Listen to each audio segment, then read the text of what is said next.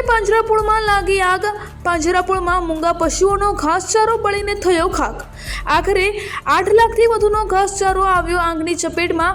આગ લાગવાનું કારણ હજુ સુધી જાણવા મળ્યું નથી. કપડવંજ અને નડિયાદ ફાયર ફાઇટર દ્વારા આગને કાબૂમાં લેવામાં આવી. સદનસીબે આગમાં કોઈ જાનહાનિ થયેલ નથી. મૂંગા પશુઓનો ઘાસચારો બળીને થયો ખાક. શું નામ છે તમારું? મારું નામ અહીંયા કપડવંજ પાંજરાપોળમાં મેનેજર તરીકે સર્વિસ કરું છું. મારું નામ ભદ્રેશ વાડીલાલ ભટ્ટ છે. આગ કેવી રીતે લાગી? આગ આકસ્મિક અને કુદરતી જ લાગી છે. અમારે જે ગોડાઉન છે એમાં કોઈ પણ જાતનું લાઇટ કનેક્શન પણ નથી અને આગ લાગવાનું કારણ આકસ્મિક જ છે. કેટલાનું નુકસાન થયું હશે? લગભગ 8 લાખ રૂપિયાનું નુકસાન થયું છે. કોઈ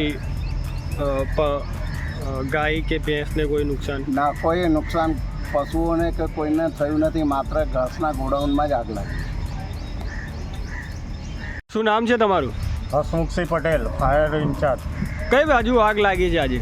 આજે ગોપાલપુરા પાંજરાપોળમાં આગ લાગતા કપડવંજ અને નડિયાદની ફાયર બ્રિગેડની ટીમે આગને કાબૂમાં લઈ લીધી છે. ઘટના સ્થળ પર જઈને શામાં આગ લાગી હશે? ઘાસના પૂરાના ગોડાઉનમાં આગ લાગેલી છે. આશરે કેટલાનું નુકસાન હશે? આશરે 10,000 પૂરા જેટલું હશે. 8 લાખ. 7 થી 8 લાખ.